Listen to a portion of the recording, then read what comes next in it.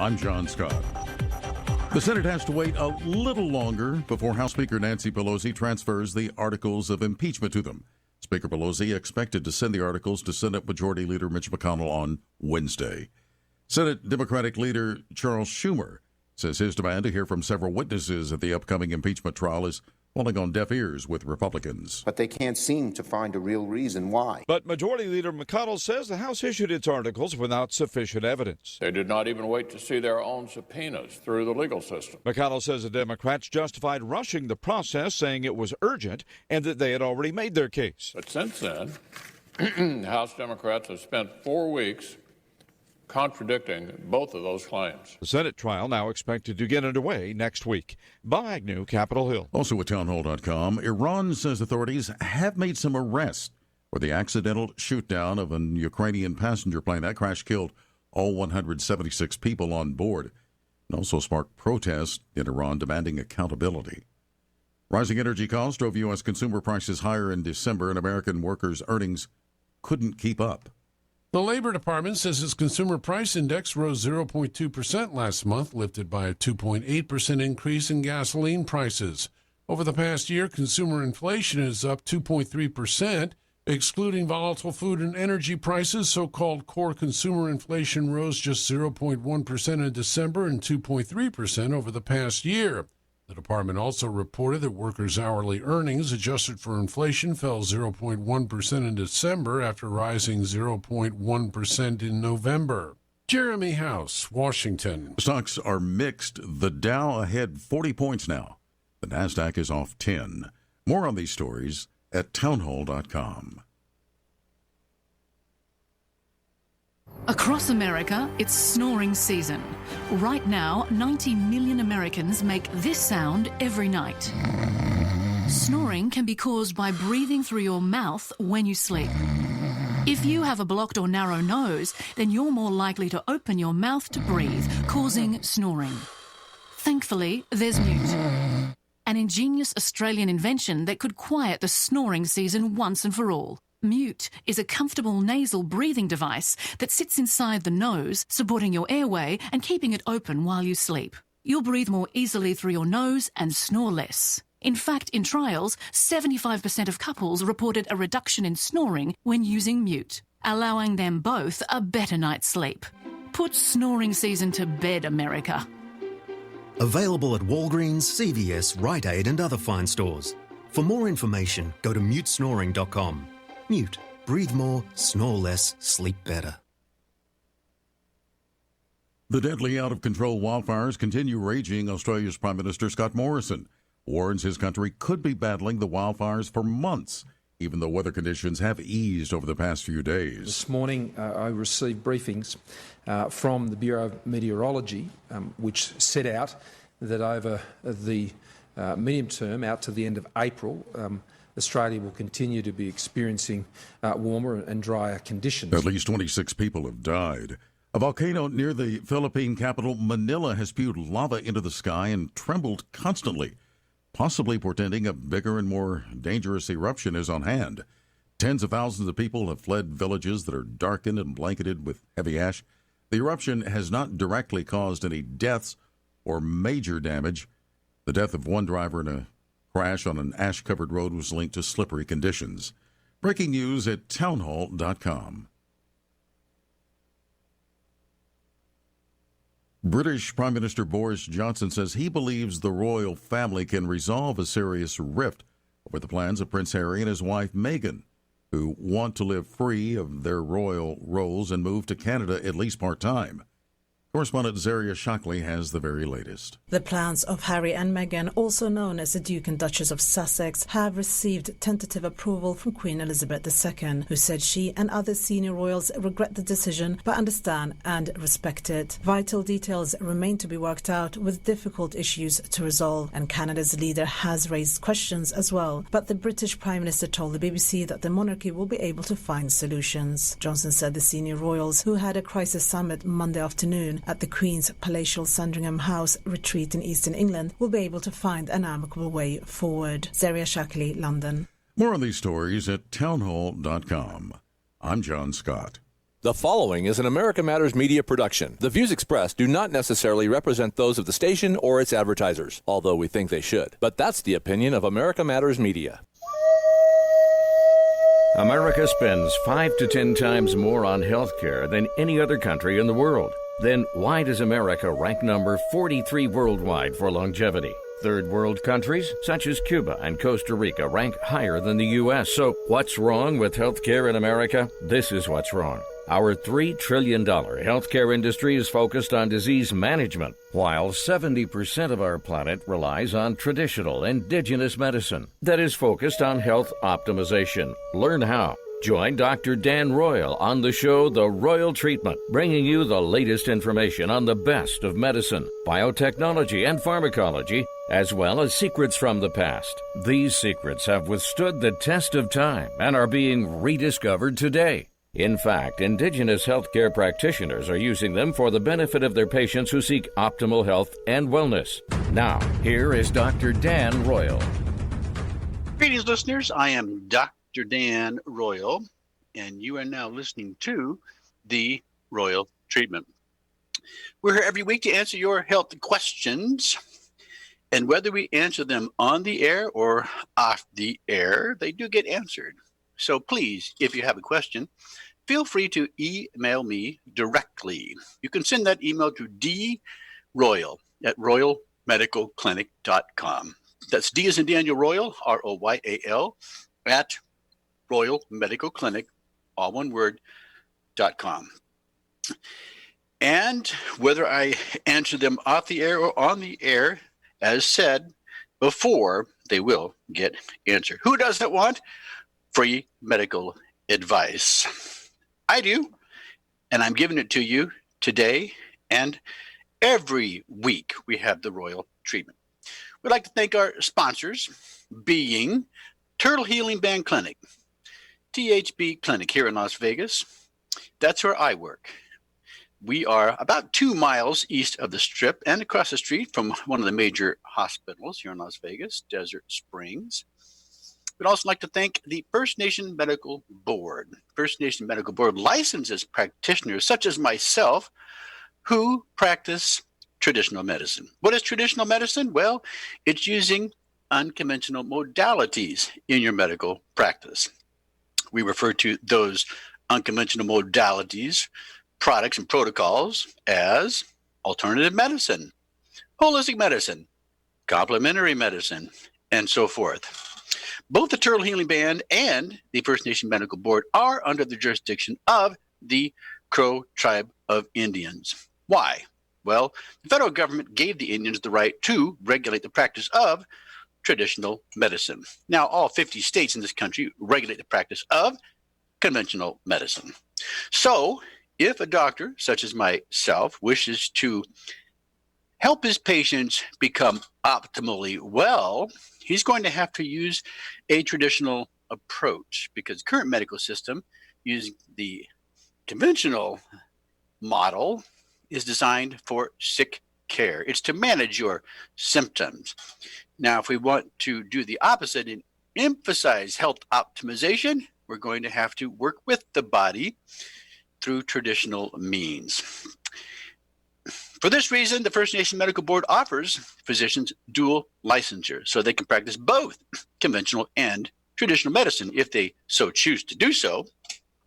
The reason that's important is if a physician wants to give his patients something as simple as an IV infusion of vitamin C, he can lose his license if the medical board takes exception to it. And they can do that in 49 states in this country. There's only one state where there is a homeopathic medical board, that is in Arizona. The previous states of Connecticut and Nevada lost their medical board. Nevada lost theirs just last year in 2019. What a shame. We're down to one state, Arizona, which comes up for sunset review this year. So it'll be interesting to see if that state survives. If not, we have the First Nation Medical Board. We'd also like to welcome all of our listeners from Native Voice One Network. We're glad to have you along because we have much to talk about. What do we talk about on the Royal Treatment?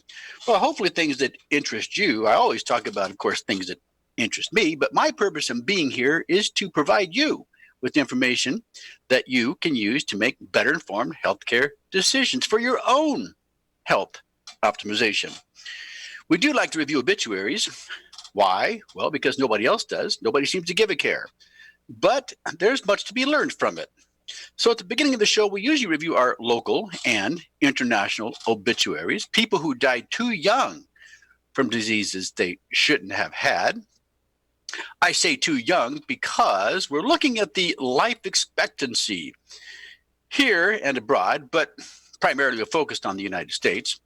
Life expectancy in this country is now at 76 years of age for a man, 81 years of age for a woman, which means it is 78 and a half years of age. Now, what's interesting about that number is it's been decreasing for the last 2, 3, 4 years. We've now set a record in the United States for the decline of our average life expectancy. Never happened before in the history of the United States. It happened for 3 years in a row back in 1916, 17, and 18. The last decline was in 1990, but now we've done 4 years in a row. Congratulations to us. Something is wrong with the system, but guess what? What's wrong with the system doesn't have to affect you, and if it's up to me, frankly, it won't. So let's get going. First, we're going to look at obituaries, people who died too young from diseases they shouldn't have had here locally in Las Vegas and Reno. That's in Nevada, where I live and practice medicine. We have a 43-year-old man who worked for the Nevada Cement Company. He died from complications associated with his knee surgery. Number 3 cause of death in the United States. Medical side effects and hospital mistakes. He was 43. 51-year-old man, director of sales for a visitors center, died after a 7-month battle with leukemia. He was 51. 56-year-old man, a stage performer and entertainer, passed away unexpectedly from natural causes.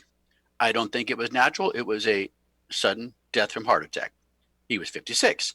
58-year-old man, a law enforcement officer with Clark County School District, passed away after a long battle with his illness, which most likely was cancer. 59-year-old man who worked as a psychologist passed away unexpectedly at his home. Also sudden death from heart attack. 65-year-old woman, a dispatcher for the sheriff's department, passed away after a brief battle with cancer. 71-year-old man passed away after battling lung cancer for 3 years. 78-year-old woman who worked for the Wells Fargo Bank died unexpectedly after complications from a stroke. And finally, a 79-year-old man who served in the United States Air Force passed away after a brief battle with pancreatic cancer. I'm Dr. Dan Royal. You're listening to The Royal Treatment. We're going to continue our discussion right after the break, so stay with us. After forming all the organs and body components necessary for human life, stem cells disappear, right? No! Stem cells are present in all of us, just waiting for an opportunity to regenerate organs, joints, ligaments, muscles, and other body tissues they originally formed. Dr. Dan Royal has developed a unique patent-pending process for obtaining stem cells from your own blood. Stem cells can be concentrated, prepared, and delivered to areas where you need them most to repair old, damaged, and dying cells. Can your own stem cells help rejuvenate your body? To find out, call Dr. Dan Royal at 702-562-1454. Your own naturally occurring stem cells are the ultimate anti-aging treatment. They can be used to improve facial appearance and hair growth, as well as for aches, pains, and other conditions. Could your own stem cells help you achieve optimal health and wellness? Find out by calling Dr. Royal at 702-562-1454. Don't wait, call today. That number again is 702-562-1454. Hi, this is Eddie Floyd with America Matters with Eddie Floyd, and I want to tell you something. I normally never do personal endorsements. I'm going to today because, as a lot of you know, I've been suffering from a knee operation, and I went finally, at the advice of my doctor, to Reno Cryotherapy. I have never in my life been so excited, and the results are phenomenal. 6490 South McCarran Boulevard, Building D, Suite 29. The phone number 689-8888. Take a look under your bed. Find stuff under there? What about jobs? No? Now try your basement. There's a pair of overalls that overall you're not so into anymore. A perfectly good laptop that hasn't sat in your lap in months. And even more stuff, but still no jobs? Well, you really have both. See, stuff is defined as household articles considered as a group. Sometimes this stuff is no longer needed. Wait, no longer needed? That can't be right. Because remember those jobs you were looking for? Those are really needed, and they're the stuff inside your stuff. Even inside that winter coat that moved with you to Phoenix. Our job is to unlock those jobs, and it starts when you donate your stuff to your local Goodwill. Here's how we do it. When you donate to Goodwill, we sell your stuff to provide job training for people right here in your community. So just by teaming up with Goodwill, you help create jobs. And isn't that worth parting with the leftover guitar from your 80s cover band? Goodwill. Donate stuff, create jobs. Find your nearest donation center at goodwill.org. A message from Goodwill and the Ad Council. If you love them enough to listen to them practice the same song on tuba, please be done. Over and over and over and over and over, then surely you'll check nhtsa.gov/the right seat to make sure they're correctly buckled in the back seat. Sounds good, honey. Check today at nhtsa.gov/the right seat. Brought to you by the National Highway Traffic Safety Administration and the Ad Council. This is America Matters Media on AM 1180 KCKQ, a Lotus broadcast station, the power of radio since 1967. To join the conversation, call 844-790-TALK. That's 844-790-8255. Now back to the show. We are back to the show, and thank you, my friends, for sticking with us. Before the break, we were talking about obituaries. Now, those were local people who had died in Las Vegas and Reno, Nevada areas just this last week, too young, from diseases that they shouldn't have had. Check your own obituaries in your area and see what's happening there. As mentioned earlier in the show, if you need to reach me, you can at any time email me, droyal@royalmedicalclinic.com. D as in Daniel Royal, Royal, just like it sounds, Royal Blue, at Royal Medical Clinic, all one word, .com. Or call us here at the Turtle Healing Band Clinic, 702-562-1454. 702-562-1454. We have lots to talk about today. We're going to be talking about some studies that I think might be of interest to you. And we're going to be talking about a homeopathic case. We don't do that very much, but I think we're going to start doing that a lot more because they're very interesting. And if time permits, we're going to talk about your First Amendment rights in regards to vaccinations. We've been talking about vaccinations the last few weeks. And why shouldn't you have a right to be or not be vaccinated? Well, there's many reasons not to be, and we've talked about those in the past. Well, let's look at what the federal government has to say, maybe a little later in the program. But let's talk right now about obituaries. Now we're looking at international deaths from celebrity notables who died this last week, too young, from diseases they shouldn't have had. Remembering that the average life expectancy in the U.S. is now down to 78.5 years of age. We have Harry Haynes, Australian actor who struggled with mental illness and addiction. He died at 27 years of age. Sibusiso Radebe, South African actor and dancer, died at 37 years of age after his battle with cancer, for which he'd had chemotherapy and radiation for an entire year. We have Fifth Ward Weeby, American bounce rapper. He died at 42 years of age due to complications from heart surgery after a ruptured artery. Before the break, we talked about someone who died from complications associated with his knee surgery. There was a study done back in 2016 which showed that adults who have experienced medication or lab errors or delays in the past 2 years is 19%. It's 1 out of every 5 adults have had some type of negative experience associated with medication and labs. But as I mentioned earlier, it is the number 3 cause of death in the country. Currently, we have number 1, heart disease or cancer. They're both very close, but let's say it's heart disease. Number 2 is cancer, but cancer is increasing throughout the world. 16 out of 19 industrialized nations now have cancer as the number 1 cause of death. And some countries, such as the United Kingdom, claim that dementia is the number 1 cause of death. Carrying on, we have Stephen Clements, British radio personality. He died at 47 years of age, suddenly, which, as you know, means sudden death from heart attack. They don't always give us the specifics. We have to read between the lines. Stan Kirsch, American actor, screenwriter, and acting coach, died at 51 years of age from suicide by hanging. I don't know why people do that, But there are medications they may be taking for their mental condition. We call them antidepressants that can drive you to commit suicide, and in some cases, homicide. Elizabeth Bertzel, American author of Prozac Nation, died at 52 years of age from breast cancer that had metastasized to her brain. Roddy Lumsden, Scottish poet, died at 53 years of age from heart attack. La Parka, Mexican professional wrestler, died at 54 years of age after hitting his head on the concrete during a match versus the Murder Clown. Of course, that was an accident. Roman Matusik, Czech speedway rider, is dead at 55 years of age. Mark Morgan, Belgian singer-songwriter, died at 57 years of age. Vincino Cerundolo, Italian medical researcher in human immunology, is dead at 60 years of age. The causes of death for these people was not given. Sally Thomas, British academic on early children's studies, died at 60 years of age from cancer. Junko Hirotani, Japanese singer, died at 63 years of age from breast cancer. Inaki Vincente, Filipino soccer player for the national team, died at 65 years of age from a stroke. He was a professional athlete. We have Carlos Cuco Rojas, Colombian harpist, died at 65 years of age from a heart condition.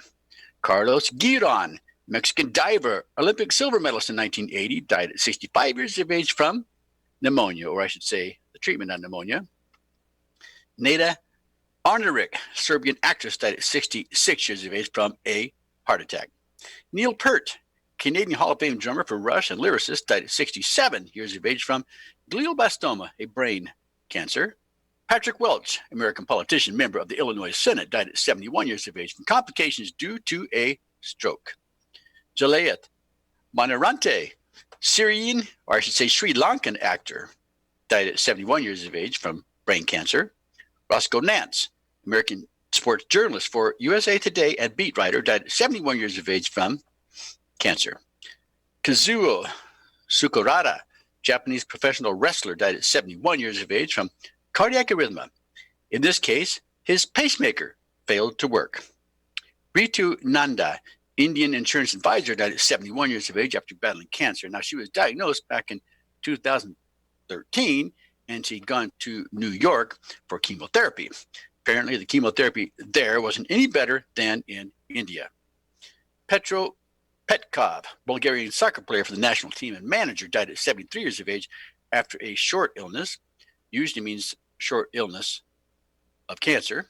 Oswaldo Lariva, Ecuadorian academic and politician, governor of Azuay province, died at 74 years of age from leukemia, a blood-borne cancer.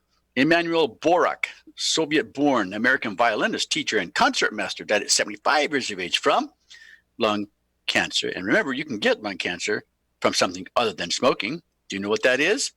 If you said radon exposure, which is an outgassing from the ground that comes from uranium, you are correct. We have Sir Roger Scruton, British philosopher, author, and editor, died at 75 years of age after a 6-month battle with cancer. Julio Caldas, Portuguese lawyer, minister of national defense, died at 76 years of age from a stroke. Gopinath Gayapati, Indian politician, died at 76 years of age in the hospital after a prolonged illness. When they say illness, they usually mean cancer. Steve Stiles, American cartoonist and writer, died at 76 years of age from cancer. It's always more interesting if we know what type of cancer, but not always given. Isabel Clarosimo, Spanish journalist and writer, died at 76 years of age from a degenerative disease, not specified. Could have been ALS or Lou Gehrig's disease. Mike Resnick, American science fiction writer, died at 77 years of age from his battle with lymphoma cancer. Tom Belso, Danish motor racing driver, died at 77 years of age from stomach cancer. You can see there are many different types. Mazamel Hossain, Bangladeshi politician, died at 79 years of age from kidney disease. Qaboos bin Saad Al Saad, Omani royal and sultan, died at 79 years of age from colon cancer. This is always interesting because here we have someone who has all the money that the best medical care can buy, and he's still dead from cancer. Infanta Pilar, Duchess of Badajoz, Spanish royal, died at 83 years of age from colon cancer. But we also have Gerald Weisfeld, British businessman, founder of What Every Woman Wants. He died at 79 years of age due to dementia. Well, that's it on the obituaries. Always interesting, sometimes entertaining, but much to learn. Hopefully, none of that will happen to you, my friends. I want you to live a long, healthy, good quality of life. That's the difference. Live long and prosper, but live long and be healthy in the process, so you can enjoy every minute that the higher power allows you to be on this planet and do good for yourself and everyone else around you. Well, do you want to live longer? Here's an interesting study. No one has been able to discover the fountain of youth, but an English study indicates that a trip to your local art museum could help extend your life. The findings were published last month in the British Medical Journal. Researchers from University College London included participants from the English Longitudinal Study of Aging, a cohort of more than 6,000 adult residents ages 50 or older. The study reviewed the association between varying levels of engagement in the arts, as well as mortality rates in participants in the cohort. Researchers followed up with participants over a 14-year period. While previous studies have shown the association between arts engagement and the prevention and treatment of mental and physical health conditions, including depression, dementia, chronic pain, and frailty, researchers have not been able to make a strong connection between how they're affected by the arts. Here, they found that adults 50 or older who engage with arts frequently, or every few months or more, whether by going to the theater, museums, attending concerts, the opera, or visiting art galleries and exhibitions, had a 31% lower risk of dying in the follow-up period. That's 1 out of 3. Pretty significant. And the participants engaged with cultural activities less frequently, such as once or twice a year, they had a 14% lower risk of dying during the 14-year follow-up period compared to peers who did not engage in the arts. But 14% is 14%. During the follow-up period, now we're talking over the next 14 years, 28.8% of the participants died. Men were more likely than women to die, as were people who were older, unmarried, or not living with a partner, and people who were not working with no educational qualifications. Of the deceased participants, 47.5% had never engaged in the arts. Meanwhile, death occurred in 26.6% of the people who did engage in arts infrequently, and 18.6% of those who engaged with it less frequently. In short, the arts can help us live a little longer with more creativity and even block stress. I'm Dr. Dan Royal. You're listening to The Royal Treatment. We're going to take a short break, but we'll be right back. Please stay with us.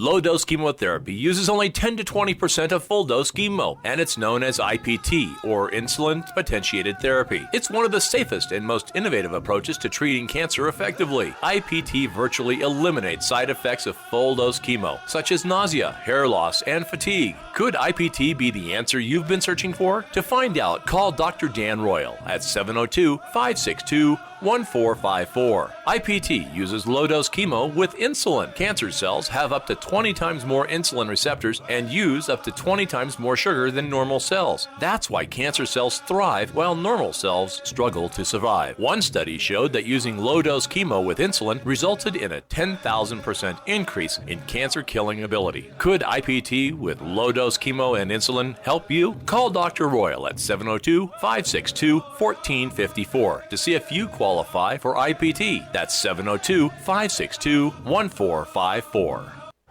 As an 18-year-old, I let my mistakes kind of take over my life.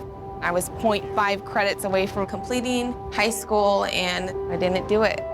10 years later, at age 28, Jackie finished her high school diploma. When I found out that I was pregnant, I know that I had to do something for myself if I wanted to make her a better person and provide a better life for her. My family never stopped pushing for me to be better because they knew what I could become and who I could become as a person. My support team is amazing. The educational director, my sister, and even my 7-year-old daughter has just been more than the support that I could ask for. I've been given an opportunity, and I'm just thankful for it. No one gets a diploma alone. If you're thinking of finishing your high school diploma, you have help. Find free adult education classes near you at finishyourdiploma.org. That's finishyourdiploma.org. Brought to you by the Dollar General Literacy Foundation and the Ad Council. As humans, we ask ourselves all kinds of questions. But what if we were forced to ask ourselves a question every day that affected the outcome of the most basic things, the most important things in our lives? The question is, what is your sexual orientation or gender identity? And the answer is the difference between keeping your job or getting fired.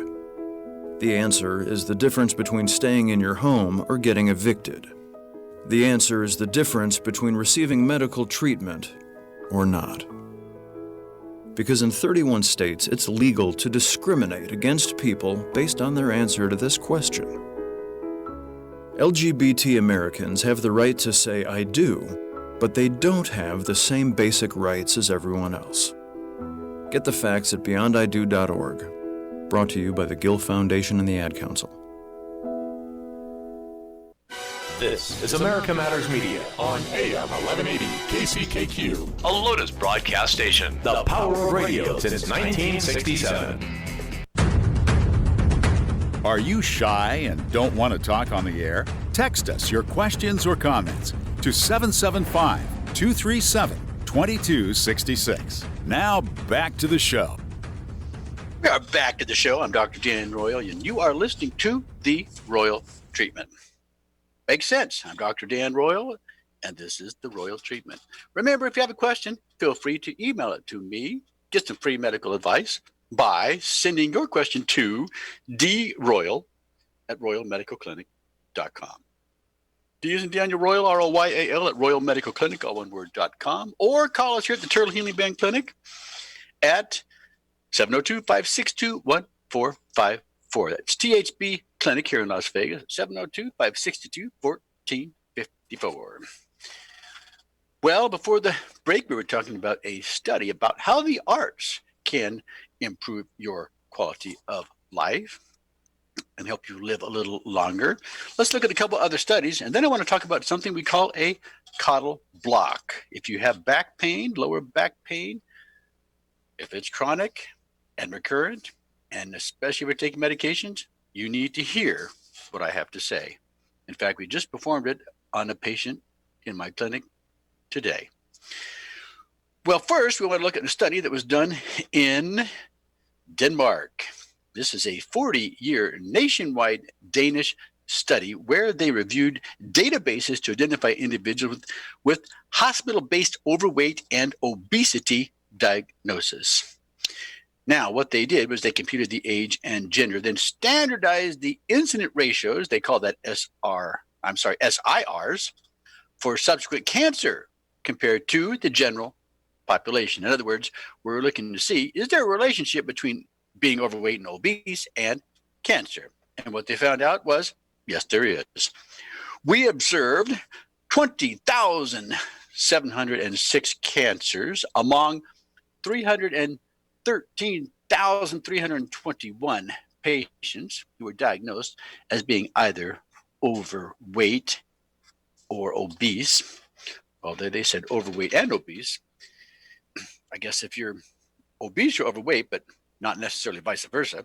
And they compared this to the 18,480 cancers that were expected for this group. Now, the SIR, standardized incident ratios associated with being overweight and obese, was increased with concomitant comorbidities.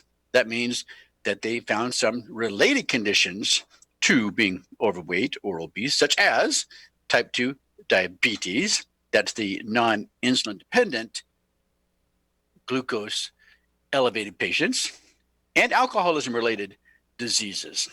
Those two were associated with being overweight and obese. Then they also found there was a relationship between being overweight and obese between certain cancers, such as pancreatic cancer, postmenopausal breast cancer, hematologic or blood-related cancers, and neurological or brain cancers. The bottom line is that this was a very big study over 40 years. Remember that. They found a strong connection between being overweight and obese and an increased risk with several common cancers. Now, we've talked about ways on this program before on how to lose weight. Mostly it takes a commitment. There are many ways to lose weight, but if you're on a weight loss program, you have to be mindful that it's more than about losing weight. Of course, it's doing those things that can help improve your quality of life and help you live longer in the process. But you have to make sure that your body fat ratio is also improving. If that's not happening, then you're going to gain all your weight back. You have to improve your body fat ratio because, well, that's where the rubber meets the road. That's where you burn calories, by having more muscle to burn calories while you sleep. So you can look at losing weight. Now, you may also look at improving your shape by checking your inserts and, of course, the way your clothes fit.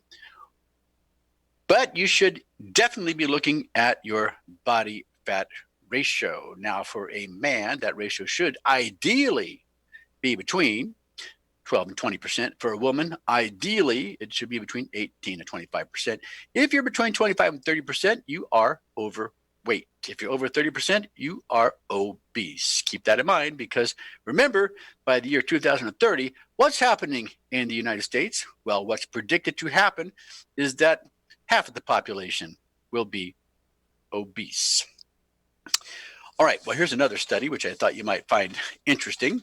This was done looking at a connection between arthritis, a specific type of arthritis, rheumatoid arthritis, and exercise. Now, the data was taken from the Nurses Health Study, an ongoing prospective study that was launched back in 1989. 1889 would be a real long time ago. Launched back in 1989, that enrolled 116,430 registered nurses who were ages 25 to 42 years. So this study has been going on for the past 30 years. Data in the study was collected prospectively, which means going forward, allowing the researchers to correlate lifestyle behaviors and changes over time when symptoms of possible rheumatoid arthritis developed and when they were diagnosed.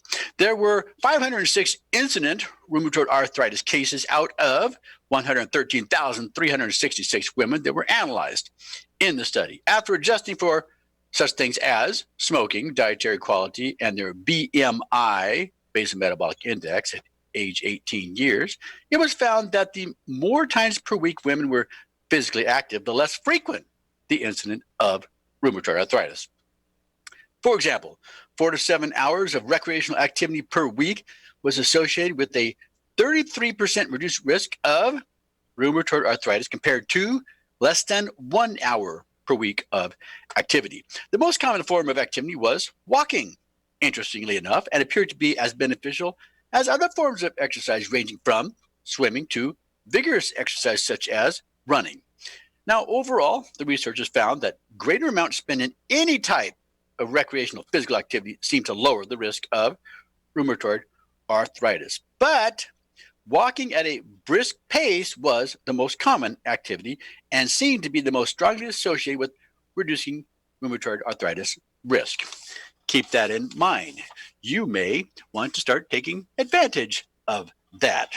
I know that my father-in-law, who when he was alive was overweight and taking medications for his blood pressure, but the way that he was able to keep his weight and blood pressure under control was doing walking. He would walk his dog around the property, and as long as he had time to do that, everything else was hunky-dory. Well, let's look at something we call a caudal block. This is not something that people typically do anywhere in this country, but we do it here at the Turtle Healing Band Clinic. Now, let's see who should have this. Number one, you already had steroid epidurals, and since the steroids did not help, you have been told the next step is surgery. You have tried the steroid epidurals, and they did not help as much or as long as you had hoped they would.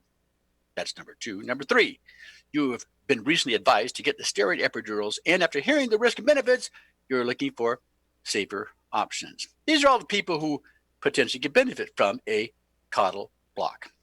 We call it a caudal block, but really we're injecting a solution to help heal the damaged nerves and tissue attachments in your lower spine. Epidural injections, sometimes called nerve blocks or epidural blocks, can be delivered in three primary areas of the lower back. These areas are 1, interlaminar, number 2, transforaminal, number 3, caudal. Of course, we use the latter because it is the safest and the least risky. In fact, we've had patients who've received the injection and they walked out here feeling 100% and stayed that way after the injection. Depending on what's used, of course, you may be a little sore and stiff, like a typical prolotherapy injection. You say, what's that? Well, prolotherapy means proliferant. We're using a solution that helps to proliferate new tissue. And this can be done with anything that creates an irritation of sorts, as that irritation is a signal to attract your stem cells to repair damaged tissue.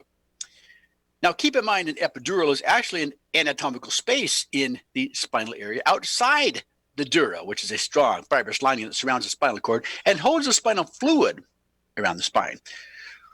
The caudal block is not doing that. It's going outside the spine where the attachments are.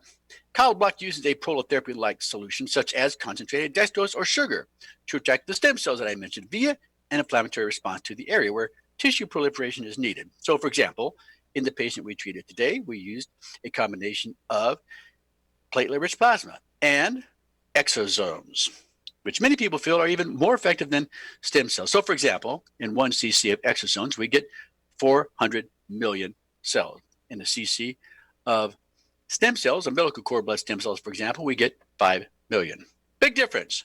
But the exosomes are designed to help stem cells function a little more efficiently and use the stem cells of your own body. We call that autologous.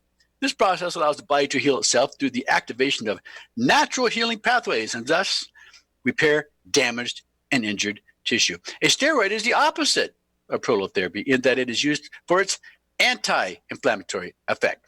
Steroids also have many negative side effects, including but not limited to, let's list some: weakening or softening of your bone, cartilage, ligaments, and tendons, elevating your blood pressure, elevating blood sugars, difficulty sleeping because now the increased cortisol is keeping you awake, causing you to retain water. We call that edema. And of course, like with any injection, there can be soreness and bruising at the site of the injection. A lot of that comes because some people take longer to clot than others. And the bleeding can continue beneath the skin, even though it has stopped outside the skin. Well, when should you have your caudal block? The sooner, the better. With a prolotherapy solution, the sooner you can begin improving. Plus, treating a pain condition in the early stages keeps the injury from becoming a chronic one. Temporary relief via steroids is not what patients should be seeking in this case. Permanent healing and pain relief should be the goal. As I mentioned, steroid injections weaken and worsen damaged tissue. We're going to continue our discussion at the break and give you some case examples. I'm Dr. Dan Royal. You're listening to The Royal Treatment. We're going to take a short break, but we'll be right back. Stay with us. Can your own stem cells heal you? The miracle of life begins when an egg and a sperm unite. They form a single stem cell. Stem cells will keep dividing until directed by the body to become something else. Natural occurring stem cells can be found in all tissues of your body. Can your own stem cells help your body heal and repair itself? Find out more by calling Dr. Dan Royal at 702-562-1454. Dr. Royal has developed a unique patent-pending process for obtaining stem cells from your own blood. Stem cells can be concentrated, prepared, and delivered to areas where you need them most to repair old, damaged, and dying cells. Can your own stem cells help your body heal and repair itself? Are you a cancer patient in remission who needs rejuvenation for optimal health and wellness? Find out more by calling Dr. Dan Royal at 702-562-1454. Don't wait, call today. That number again is 702-562-1454. Hey, Dr. Phil here. I help people solve difficult and trying personal problems every day on my TV show, but there's one problem that's just got me stumped: childhood hunger. Nearly 16 million children in America struggle with it. That's 1 in 5 kids who may not know where their next meal is coming from, despite the fact that there's more than enough healthy, nutritious food out there to feed them all. Now, I don't know about you, but that is unacceptable to me. Luckily, the Feeding America network of good people is out there collecting surplus food and giving hope to hungry children and their families at local food banks all across the country. But let's face it, they can't do it without your help. Join me in supporting Feeding America and your local food bank at feedingamerica.org.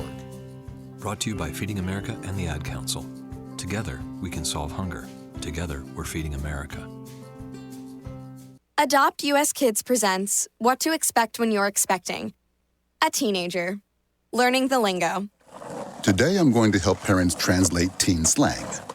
Now, when a teen says something is on fleek, it's exactly like saying, that's rad. It simply means that something is awesome or cool. Another one is totes. It's exactly like saying, totally, just shorter. As in, I totes love going to the mall with Becca. Another word you might hear is jelly. Jelly is a shorter, better way to say jealous. As in, Chloe, I am like so jelly of your unicorn phone case. You don't have to speak teen to be a perfect parent. Thousands of teens in foster care will think you're, rad just the same. To learn more, visit adoptuskids.org. A public service announcement brought to you by the U.S. Department of Health and Human Services, Adopt U.S. Kids, and the Ad Council. This is America Matters Media on AM 1180 KCKQ. A Lotus broadcast station. The power of radio since 1967. Want to expand your advertising dollar? Sponsor this or any America Matters program by calling 775-827-8900, extension 2. Now back to the show. We are back to the show, my friends, and thank you for sticking with us for the final quarter of our show, and we still have lots to cover. My hope is to provide you with something that you will find of interest, but that will help you to learn one new thing.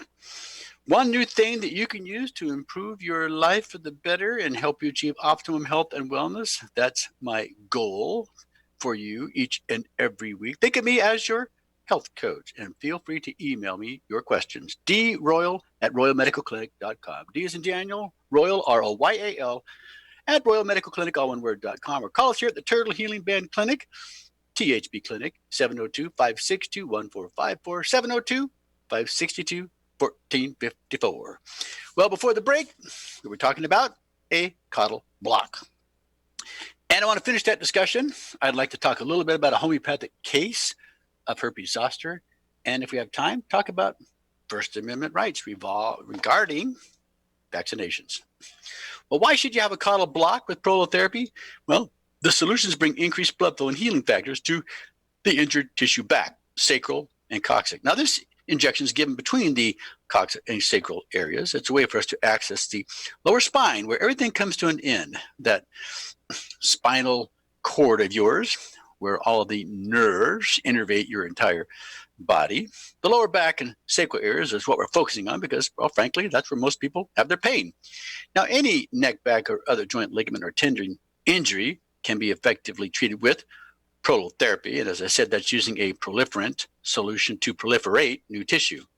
Prolotherapy is a treatment option that helps many people in pain significantly or completely heal. I've been using that myself for my patients since 1990. That's 29 years. Pain levels, activity of daily living, anxiety, depression, disability, etc., can be improved when your pain is better. Published scientific medical literature concludes that prolotherapy solutions are significantly better than steroids for overall healing and improved function. Remember, steroids just interrupt pain like an anti-inflammatory. They really don't heal anything. Now let's look at a case study. Here we have a patient, a 51-year-old female with a chronic recurring history of low back pain. She injured her back in sports at age 32 and was treated with physical therapy. Patient currently presents with severe, progressive, and activity-limiting lower back pain of 3 weeks duration. She's otherwise healthy. Previous treatments of 3 prior similar flare-ups consisted of 6 weeks of physical therapy and home exercises. The first major episode of severe low back pain was almost 3 years ago. The past 2 episodes occurred within the last 10 months, and she received a series of 3 lumbar steroid epidural injections for pain and inflammation with each episode. Now, she had 6 steroid epidural injections over 9 to 10 months. This was based on the L4-5, L5S1 disc protrusions that were seen on her MRI. Finally, she was recommended to have a surgical consult for, you guessed it, surgery. Spinal fusion. The patient then presented to the Turtle Healing Band Clinic. Hey, that's us, for a consultation and second opinion. A detailed history and exam were completed. Past and current treatment recommendations, as well as alternative treatment options, were discussed with the patient. The patient was scheduled for a coddle block using a prolotherapy solution, which, as I said, can be something such as platelet-rich plasma, with or without stem cells or exosomes. It's just that we happen to use it with exosomes on our patient today. Following her treatment at the Turtle Heating Man Clinic, the patient had a greater than 50% decrease of pain and improved function within 1 week after her prolotherapy treatment. 2 weeks later, she had a second coddle block treatment. And upon follow-up, now she was 80 to 90% improved and could perform normal activities of daily living.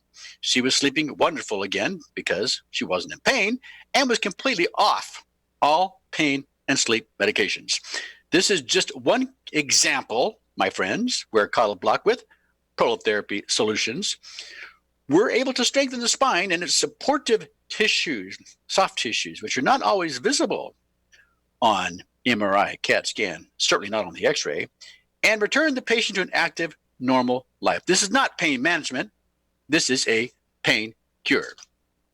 We had a patient a couple of weeks ago we did a coddle block on, and before she left the office, she was feeling 100% and has been doing very well ever since.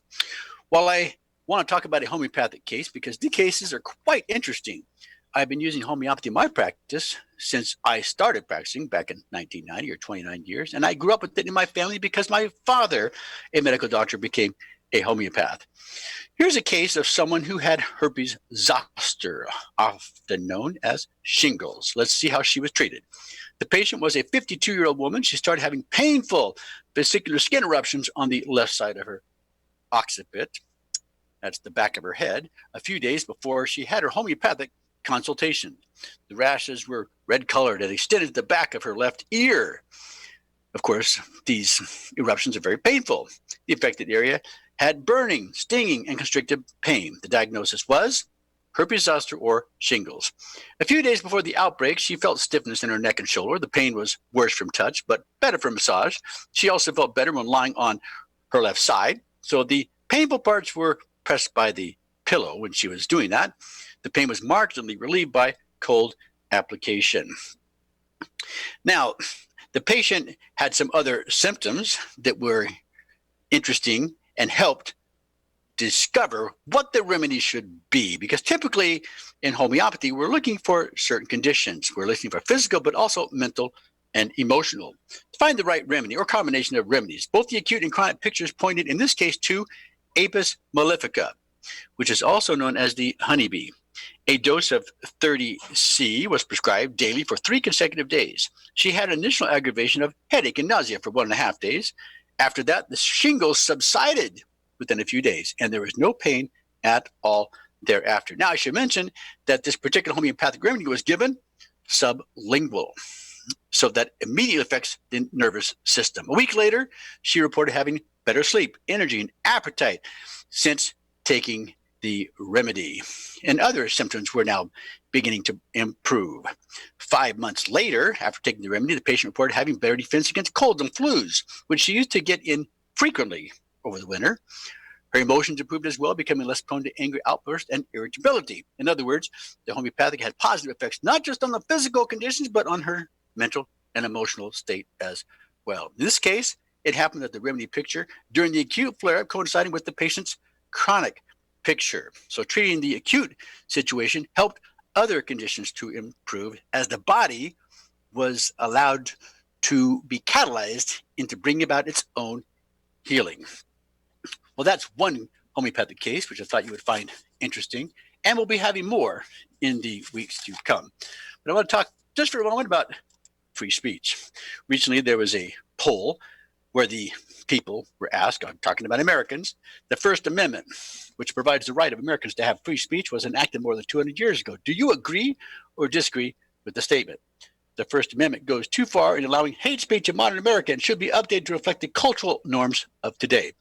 The poll revealed that 51% of Americans agreed with the statement, essentially calling for the First Amendment to be rewritten.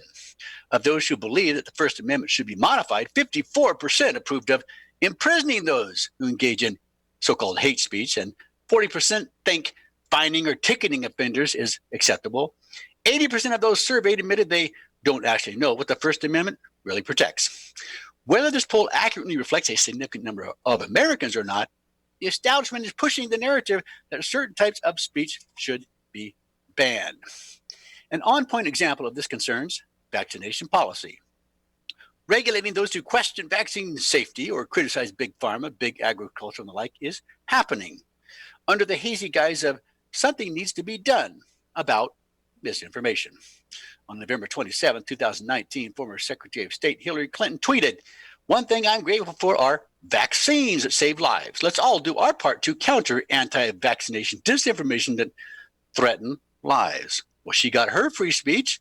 A day later, Chelsea Clinton tweeted on Thanksgiving, "Happy Thanksgiving. This Thanksgiving, I am especially grateful for the doctors, nurses, public health staff, and vaccine workers who are vaccinating children against deadly diseases, including measles, and fighting anti-vax misinformation. They're heroes."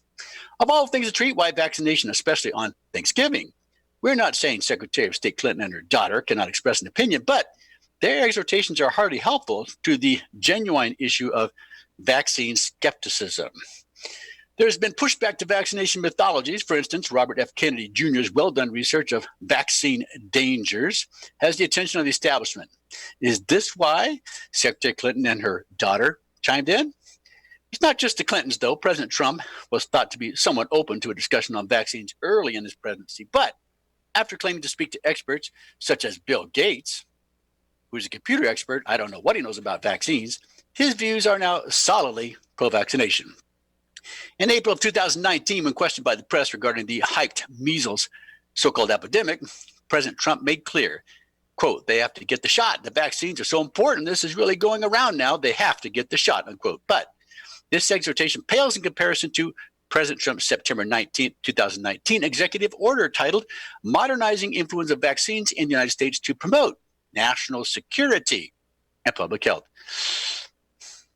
If a powerful flu vaccine ever becomes available, will anyone be able to refuse, especially in the wake of a real or more likely manufactured epidemic? Well, contrary information, will it be allowed to be made? Can we express ourselves to the contrary? We already see literal blocking of valuable information on the internet.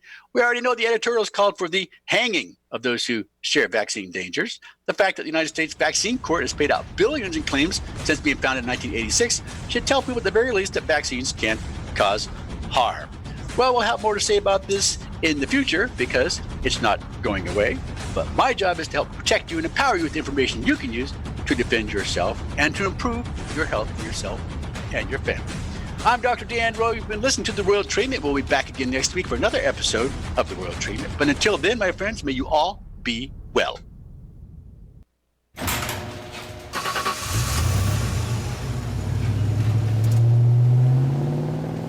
I spend a lot of time in the garage, but even more time in the rain, sleet, and mud. In '95, I helped tow your moving trailer. In '05, I helped you get out of a ditch. Yeah, I know I'm a bit rusty, and sadly in '09, it was sparks from me